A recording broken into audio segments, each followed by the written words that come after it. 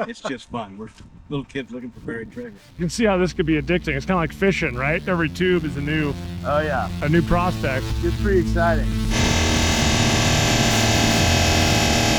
This is part 2 of our North Carolina gold mining series. Dale from Tamarack Geological Services and I are headed over to the mine now. We're gonna check out some drill rigs. We're gonna check out some core they're getting, and maybe, if we're lucky, go see some old workings.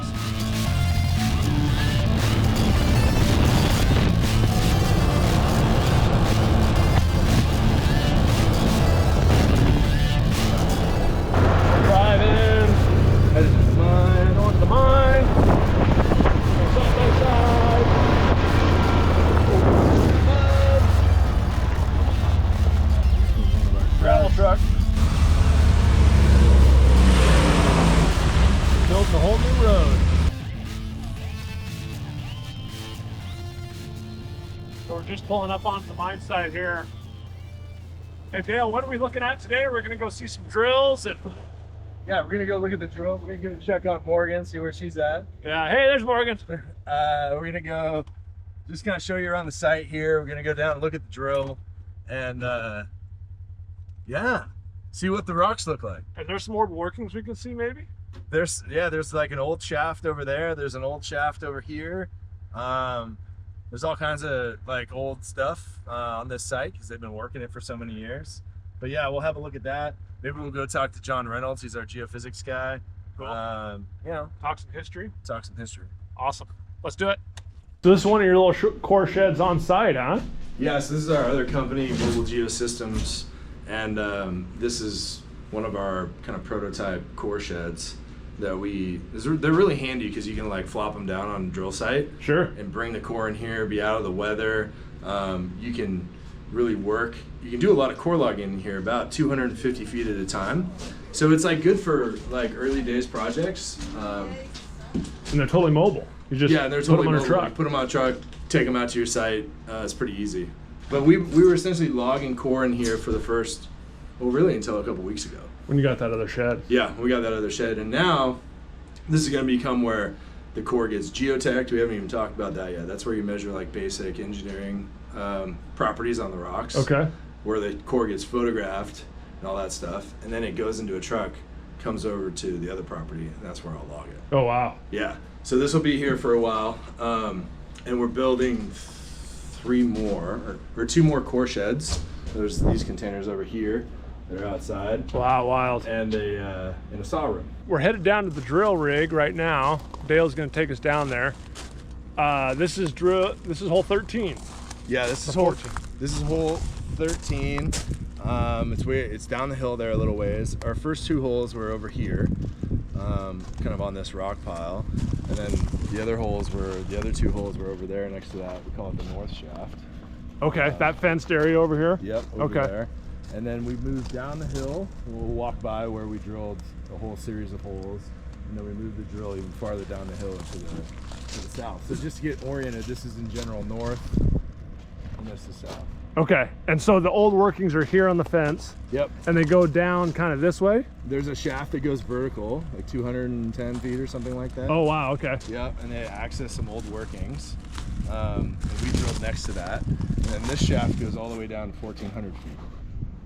Yeah, so this is the old shaft. It's a 45-degree incline, and it goes down to 1,400 feet. And they worked this upper mine early days, right? Like they discovered it in 1838, and so they worked the upper part of the mine for quite a while.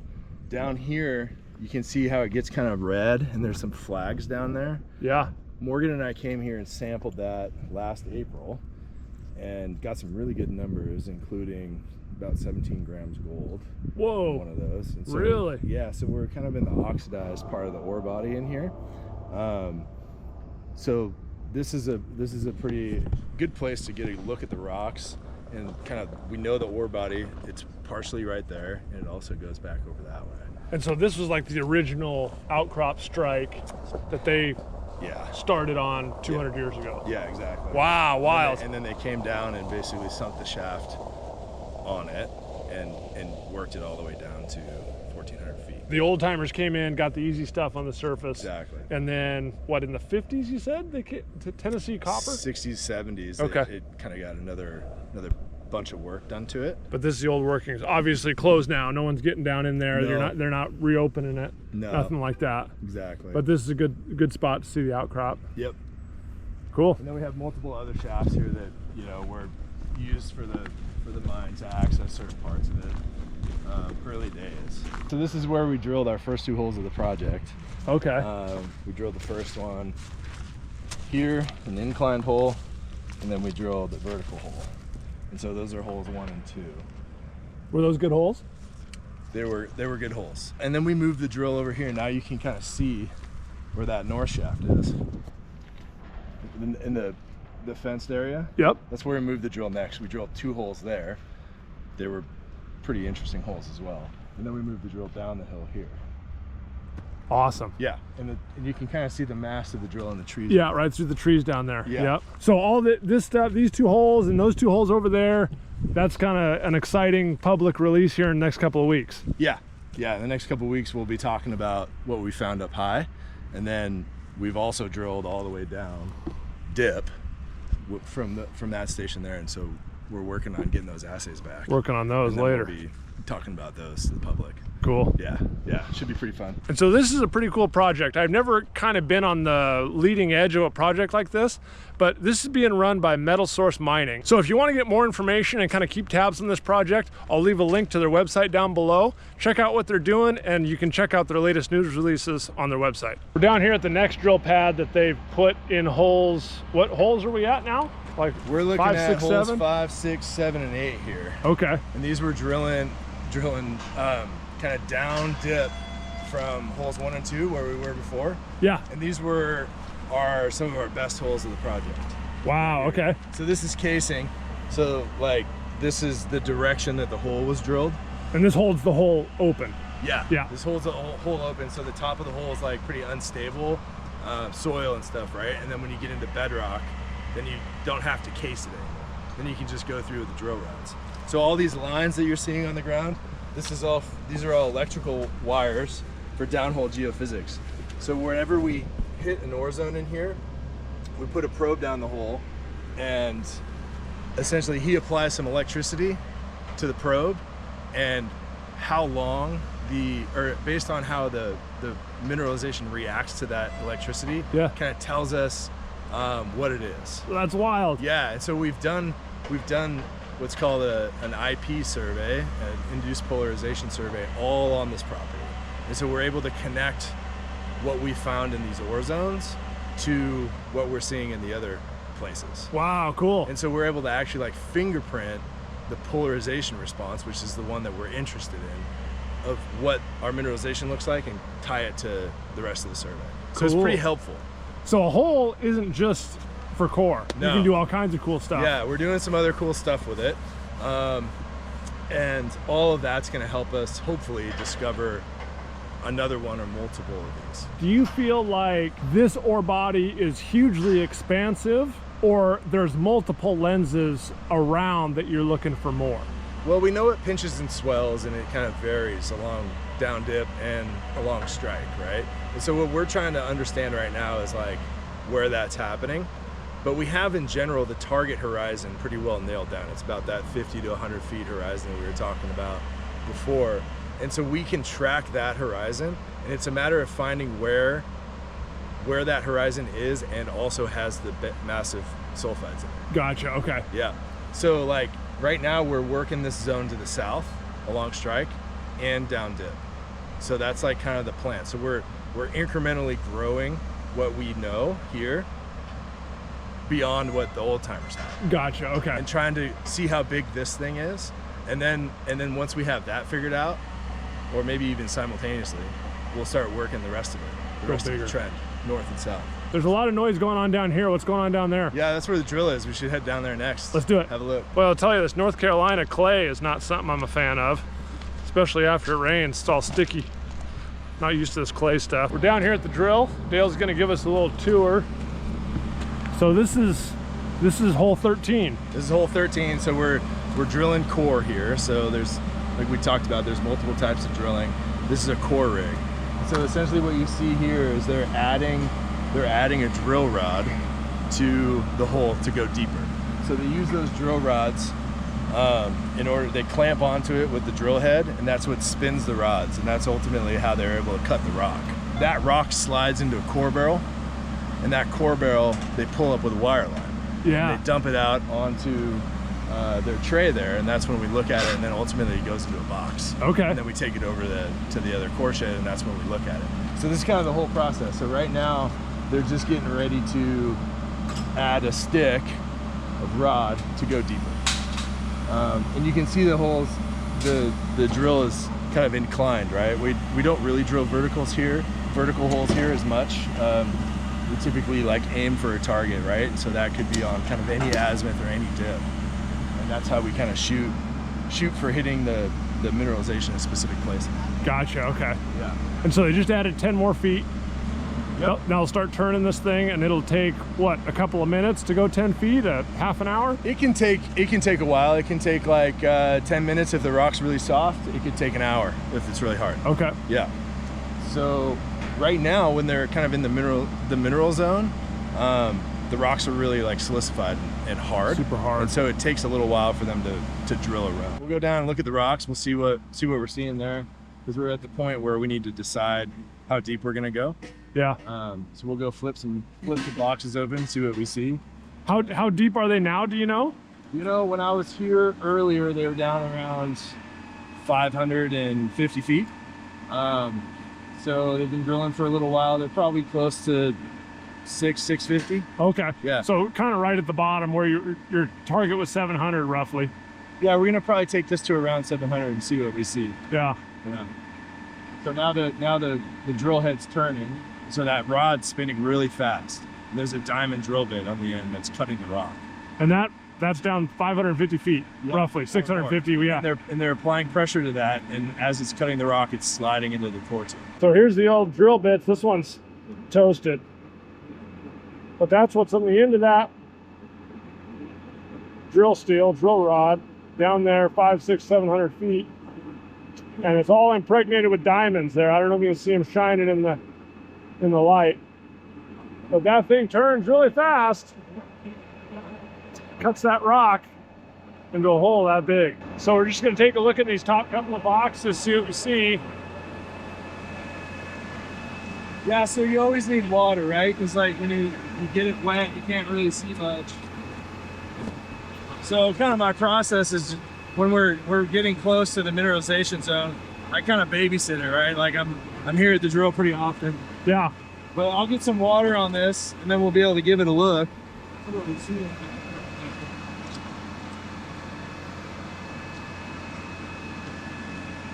So here's 489. So this is 489 to 490 in a bit. So here's the next box after that, then the next one after that. So we'll just kind of work our way this way. Sure. See what we find.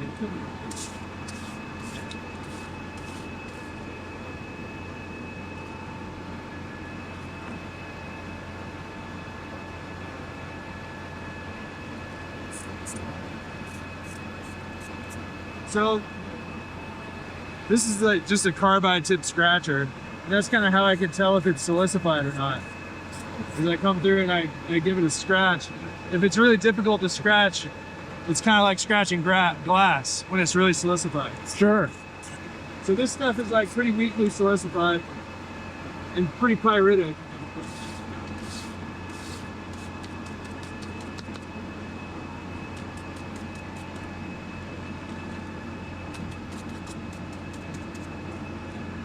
You got a lot of pyrite in here. Sure. A lot of pyrite in here. Yeah, the broke surface. On there. Yep. Let's see what we see over here. And this is kind of the zone you're expecting to get the intercept? Well, we're still, yeah, we're in the neighborhood, right? Okay. Like, it could be kind of anywhere in here. So like, it's possible that we haven't seen it uphole this yet. So it's possible we're on the way there. Okay. Because the last time we saw it in the first video, it was in the 470 to 500. in general, the holes that we had drilled over there, the depths were like, you know, 5 and a bit to 7 and a bit. Yeah.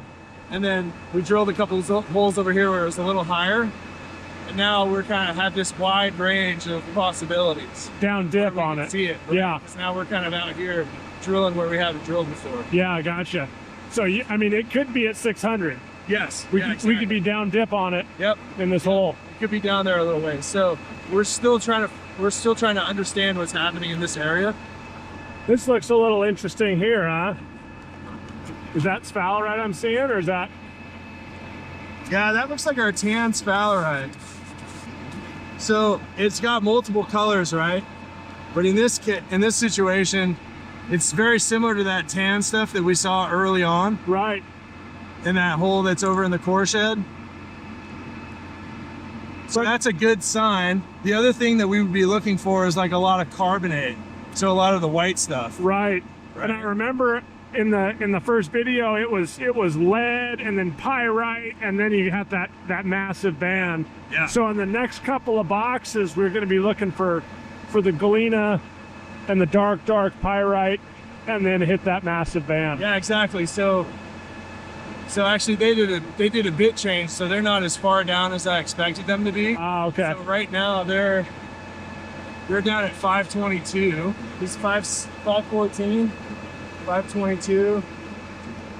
Yeah, so like this box here and the run that they're drilling right now is pretty interesting for us. Yeah, sure. So we're starting to see the sphalerite. So we could be here at the opportune moment to see this this mineral zone come up out of the drill core.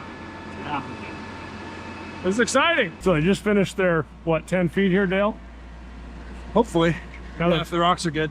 They can drill anywhere from 0 to 10 feet, right? Depending on how bad the ground is. So if it's good ground, they'll drill full 10 feet. Okay. If it's broken up or whatever, they might have to drill less. Ah, I see. Yeah, so 10's like the maximum. So they're gonna pull this thing up now. Yeah. We're gonna get a look at it. Hopefully it's a tube full of ore. Mineralization. Yeah, I was kind of hoping you'd be here when we dumped a winner out of the tube, dude. That's like best case scenario. That'd be awesome. You can see how this could be addicting. It's kind of like fishing, right? It's like every hole is like, or every tube is a new prospect. It's pretty exciting. Especially when you see it coming. You're seeing the indicators and you're like, yeah. Is this drill rig and everything from North Carolina, or are they out from out west? You brought them out. I think they're based out of like Virginia. Okay. Something like that. Yeah, all right. So they're East Coasters and they're doing really good. It makes it really easy for me when the drillers are like, A, they work well with you. B, they drill fast. They don't have a lot of problems.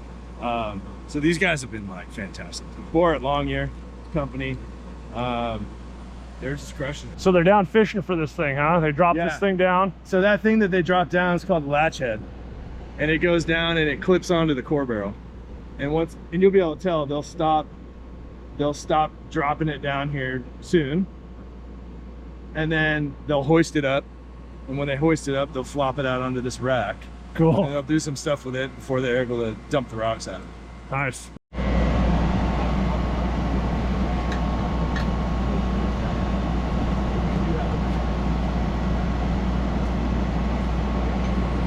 Pretty good news. Robbie, did you get a drill bit? I'm gonna probably make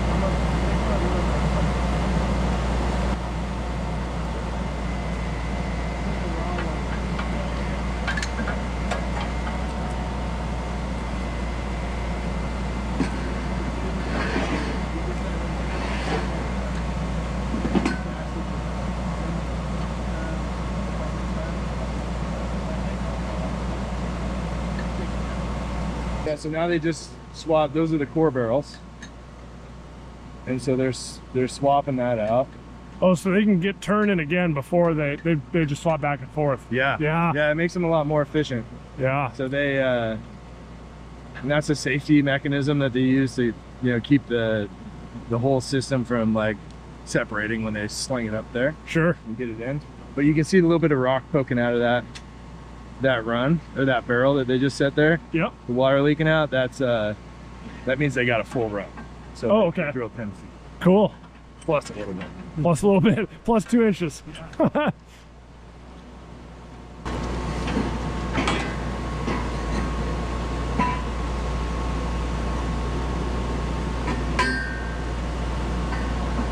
Find another stick, rod, drill another 10 feet. So that's the process. We just saw a whole cycle. Yeah. When we got here, they were just starting this process. Yep. Now they pulled out a core, they're doing, so I mean, we've only been standing here 15 minutes or something. I mean, it goes pretty fast. Yeah, that run went pretty fast. They also just changed the bit. So the new bit's just like smoking it.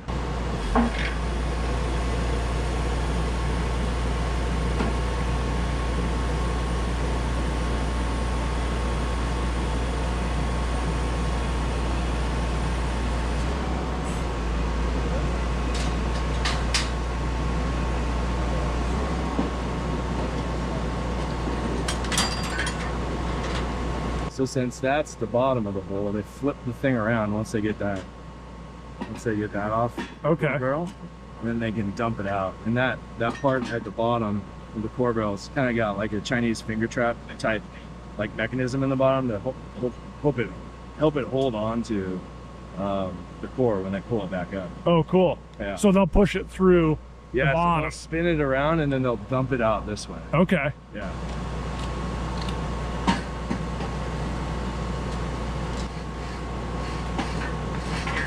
How broken up it is.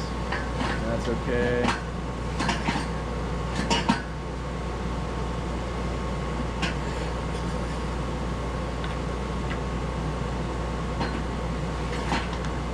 Cool, man.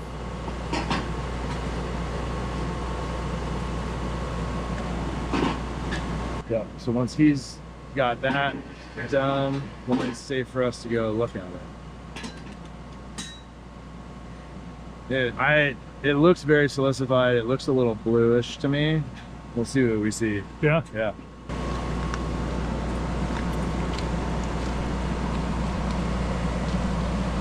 You can come in here. Come on over.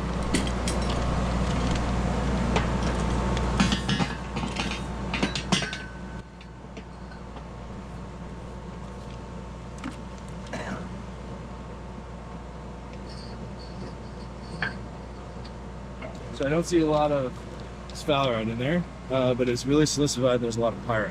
Okay. So Good sign. that's good. Yeah. I mean, that's what we were seeing in the other hole. Yeah. So, and it wasn't a 10-foot run. You know, something more like, whatever, 6. Yeah, yeah. Yeah.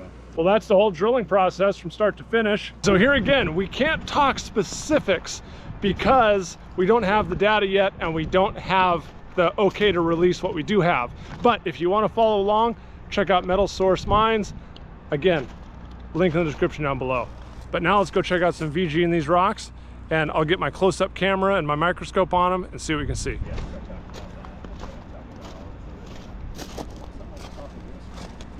Well, it looks like an exploration site now, about 6 guys all huddled around a rock. 6 guys in Morgan. All right, let's get our close-up on this. What do you think, Morgie? All right, this is the good stuff, huh, Dale? This is the VG stuff. Oh, get Morgan on it. That's what we think. We call Morgan Eagle Eye. There we go. And this is VG out of one of your holes, huh? Well, we Can't say much about it. So we're getting some pretty interesting XRF numbers on this interval. So, you know, we looked at it under the scope. Looks like it could be VG to me. That like corresponds to some pretty crazy high grades we're seeing in the XRF. But this is all out to the lab for assay right now, so we'll see what's going on. What we do know is that we know there's gold in the system, right? We're waiting on assays to know how much. We do know that down deep, you know, between the 1000 level and the 1400 level, there's some multi-ounce gold hits down there. Okay. So like, we know a lot of information that like there's potentially a good bit of gold in the system. And then we see this and it gets us pretty excited. So Sure. yeah, so you know, There's definitely some spots in there. yeah. So nobody wants to like put themselves out there. But that's PG. But Yeah. what do you It looks different. what do you think, Tom? Nobody wants to put themselves out there. Yeah. So, and I'm not one of those people either, but it sure does look good. Looks like some VG in there. You've seen a lot of VGs. I got a tool I'll show you. All right, Dale's got an XRF. He's zapping this thing. And you've been getting some pretty good gold readings off of this. Yeah, well, it's almost done. Okay, let's see what we see here. All right, and we're reading ppm. I don't know Yeah, if anybody so- can see that on the camera, but So we got all kinds of elements here. We're gonna cruise down zinc, zinc. 1000 ppm, silver 768. Yeah, that's pretty good. That's a winner. And that's equivalent in grams per ton, right? Yep. Yep. Gold. Gold 1523. 23. Interesting, huh? That's a lot of gold. That's pretty interesting. That's bonkers high. You know what else I've heard about these, and I don't know, the tungsten will mask, gold will mask as tungsten on these. I've heard. Yeah. I've heard. Yeah. I So think this is a tool for us to use to like kind of prospect around. totally. It's not at all reliable in my opinion And for definitive. for making huge decisions, but it helps us to like, hey, we think we see maybe some VG in there. Yeah. We're But getting 1500 gram from the XRF. You know, we're gonna keep our eyes on it. for Yeah. sure. Yeah, totally. So check it out. See what your camera says. And 1,500 grams per ton is equivalent to what, 30 ounces? 3 times 3, 900? No, 50 ounces. 50 ounces a ton. 50 ounces a ton in gold. That's pretty darn good. How much of this you got, Dale? Oh, we got a little bit. We got, I don't know, probably 4 foot. That's not that good, but it's Well, it's hard to beat 50 ounces a ton. It's good, yes. All right, let's get the close up on it. Yeah, it's a little microscope I can clip on my camera. Let's see, it's a little bit hard to focus sometimes. So it's circled lightly in Yeah, green. in Can you see green. that there? So, yeah. Yeah, looks like a ton of gold there when it's out on the edge. Yeah, let's try getting it wet. There we go. Yeah, that looks really good.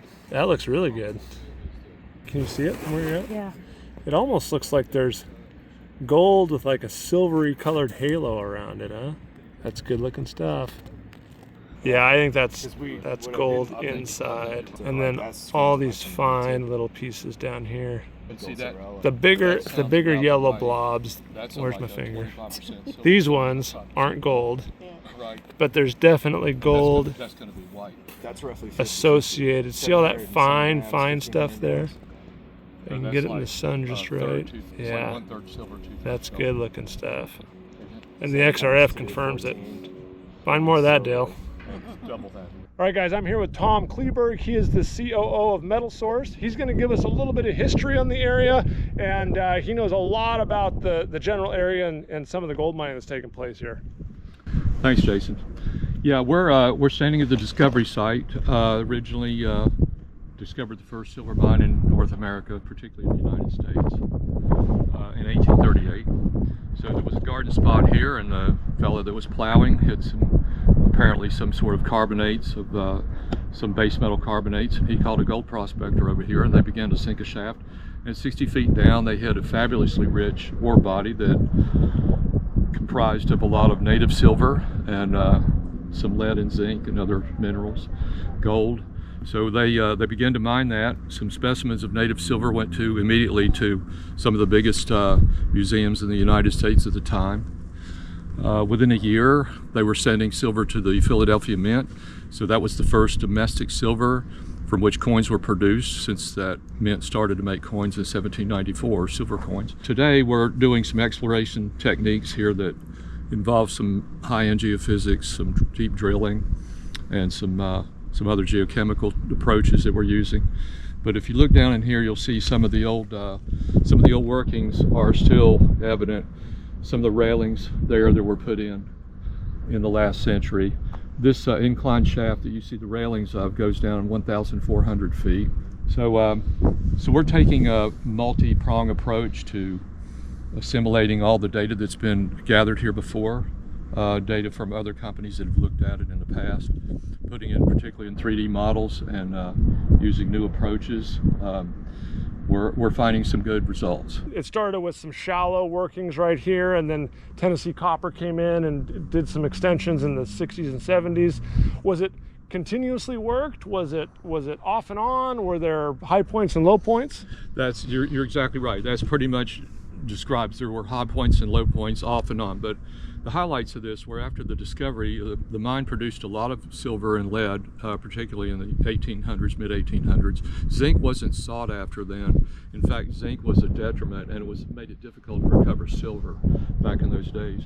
So they did recover lead here during the Civil War. So the Confederacy, the Confederate Army, took over the mine in about 1861 and ran until 1865. We have no records of production during that time, but they did mine it for lead. And in fact, on Civil War battlefields, if you recover bullets from there, from the Civil War, about a third of them will contain silver, and the ones that contain silver did come from here because the Confederacy didn't take time to extract silver from the lead. So the mine was worked intermittently till 1900.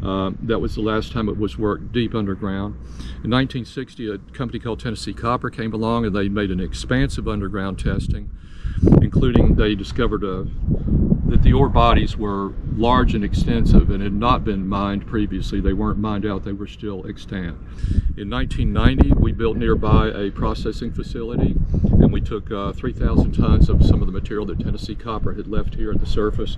We processed that, we made recoverable concentrate. Can you talk a little bit about the milling side of things? I'm not familiar with how they milled silver back in the 1800s. Was that a smelting operation, do you know, or? Yeah, they did. Okay, so it'd be different today, but back in the day, let's just picture that they would grind it as fine as they could through Chilean mills or stones.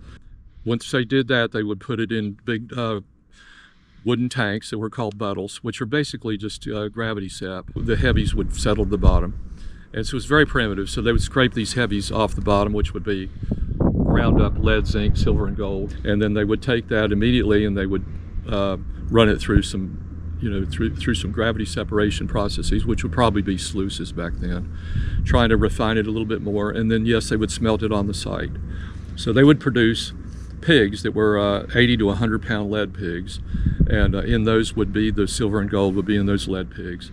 And they'd be loaded onto a wagon and taken by wagon from here all the way to smelters in Virginia. Modern day techniques would involve fine grind, but it would involve flotation, which is, the simple use of surfactants to recover the minerals.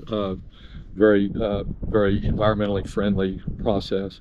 And then you make a concentrate, and then that concentrate leaves the site and then generally goes overseas to be smelted. Nowadays there's other types of hydrometallurgy that's being worked on where these some of these metals can be extracted on site without the use of smelting. So that's beginning to come to the front now as well. More like a leaching process.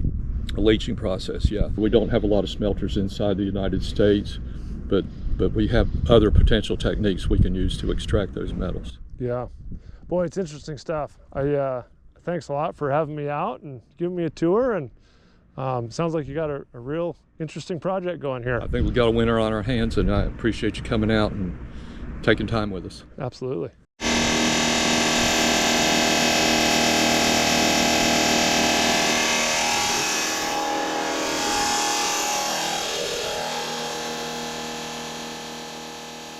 So when we go through and we sample the core, obviously we'll want to, at this stage in the project, we want to keep half of it on site for reference. If we need to look at it again, or if we need to sample it again because something went weird. So ultimately, it ends up looking like this. And so she's in the process right now of cutting a new hole that we, that we're getting ready to send to the lab.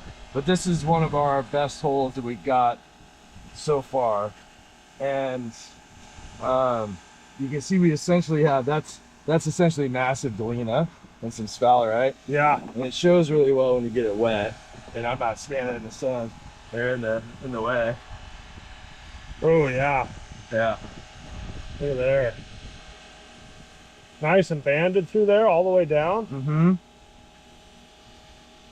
Yeah, so that's pretty that's exactly what we're looking for, right? As much massive sulfides as possible. That's the good stuff. And then here's some that's more pyritic and sphalerite rich. with some galena up in there. Yep. Yep, here's our sphalerite. And then here's kind of mixed sphalerite and pyrite. And all through here where the pyrite's kind of the more, you know, brassy stuff. Everybody's used to seeing that. Nice.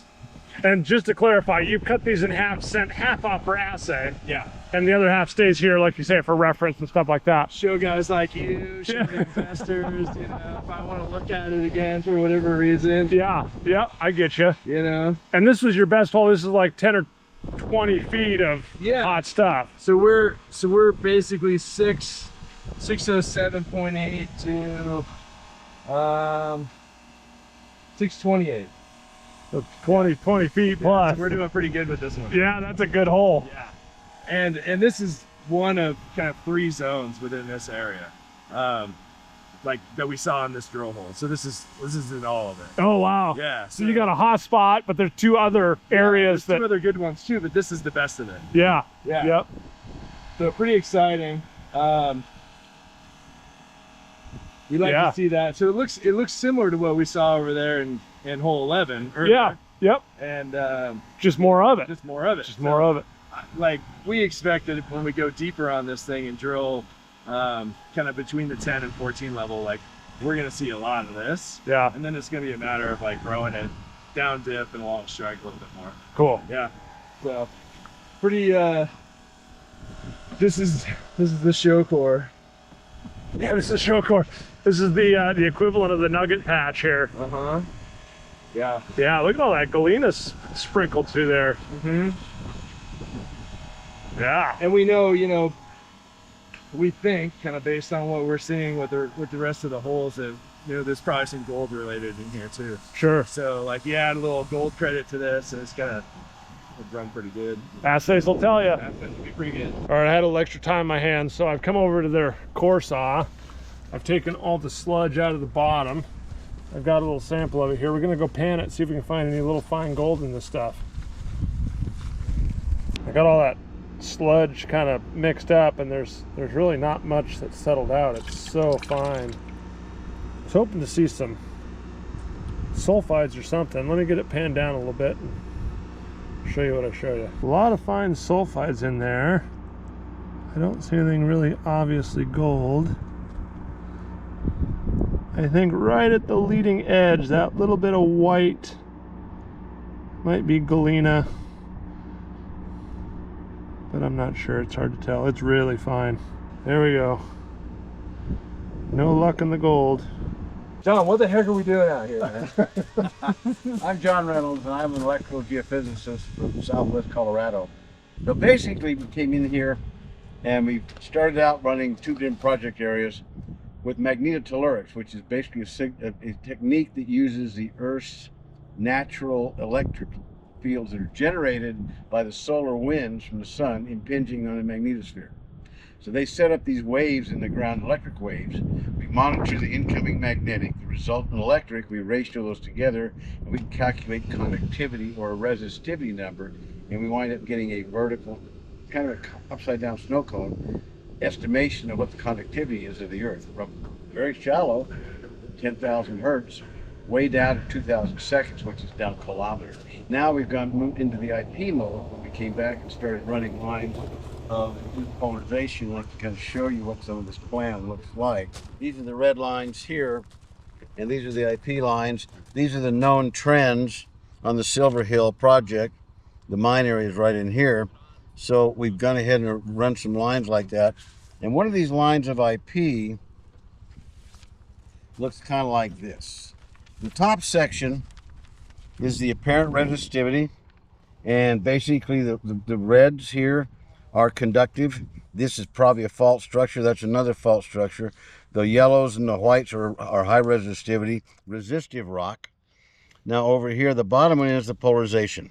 And the reds, again, are high polarization. On this one here, I'm covering the line number up with my thumb, so you won't know exactly where it is. There you go. There are basically 3 separate bodies here. There's a deep here, there's a shallow one here, and there's something off to the east.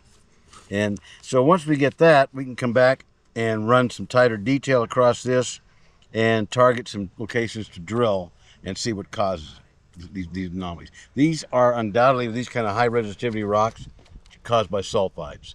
Polarization anomalies can happen from graphite, which is very conductive. This is not. It can come from clays, very conductive again. This is not. So this is a very good sulfide type signature. So you like what you're seeing? This Yeah. is like good stuff here. It's very good stuff. Okay. Yeah, John's It's very predictable. And again, I started doing this when I was 18 years old when I got out of high school. Okay. You've done a few of these, huh? I've done a few of these. Okay. And basically it's the kind of thing where, other than being a professional ski patrolman and doing a little treasure hunting in Florida for Mel Fisher, the treasure guy, I've all I've ever done. So I just I found something I really liked. I stayed with it, and like I tell my wife at times, if I spent 40 years as an accountant, I'd pay money to do what I'm doing right now. It's just fun. We're little kids looking for buried treasure. John and I worked together over in Idaho. We got the same type of data, and we went ahead over there and had a nice little discovery using this type of information. Exactly. So like I'm pretty familiar with what this is and how to use it, and so we can be pretty effective, I think, going forward with this massive data set that we have along strike, essentially covering this whole property, and then we're going to follow up all this with geochemistry. Right. to And validate. you got somebody like Tom Kleberg, who's been in these rocks for 30, 40 years, Yeah. who really understands the rocks and the ground. He's an absolute wizard on this stuff. And the team is what really, really matters on these kind of things that can lead to discoveries. And one of the good things about what Tom and Dale are bringing in, I do geophysics.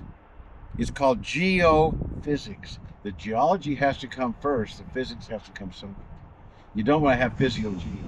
That's a good point. You got all these layers upon layers upon layers of data that you can Yes. then say, get a more precise picture of what's going Well, on. and what we did also, because we're running these lines, we were digging holes in the ground to put electrical current in the ground. We put a hole in the ground, it's probably a foot in diameter, maybe almost a foot deep.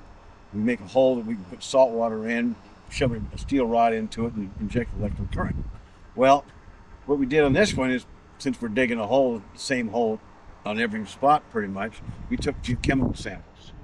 And so we went ahead and took those, and then we got to come back and hit them with an XRF gun. So we have kind of it's not real analytical completely, but it's a good idea of what's going on. It gives you an idea, you put them in for assays and see what the real results are. But there's some interesting things we saw in those soil samples. All signs are pointing to yes on this project. Things are looking good. These are looking very good. Yep. Then also you're doing some downhole geophysics. We were doing some downhole geophysics. Basically, we ran lines at the surface to try and see where that mineralized zone goes to. It's called mise à la masse, excitation of the mass. It's a very old technique, but what you're doing is you just lighten that up, and it sets up an electromagnetic field in the ground. We can measure that and try and get relative ideas on where things are moving. So you're pioneering the whole thing out here. Mm-hmm. You're looking for the hot spots, and you're going to come confirm what's down under the ground. Yeah. With the drill. And what we're going to do also is, because these IP anomalies are there, some of them are fairly shallow, they're talking about bringing in a geoprobe unit, which will go down through the overburden to right down into the top of the bedrock and get a sample from that. Yeah. And so we have these shallow IP anomalies. That's a good way to test what they really are, because you're going right down to the bedrock to see what's there. Thanks, John. Pretty sweet, dude. Thanks, Sean. Pleasure. Get back in your hole. Thank you. All right, guys, that's going to wrap up this video, part 2 of my North Carolina gold mining trip. I've got a part 3 coming up. The next part in the series is going to be the Reed Gold Mine. We're going to go take a historic tour. This is the first gold mine ever in the United States. They found some huge nuggets at this place. I'm really excited to check it out. So stay tuned for that video. Be sure to subscribe. And I want to give a huge thank you to both Dale with Tamarack Geological Services and Metal Source Mining for letting me come out, check out what they're doing. They've got some really cool stuff. Again, links to both those guys down in the description. So thanks everybody for watching. We'll see you on the next video.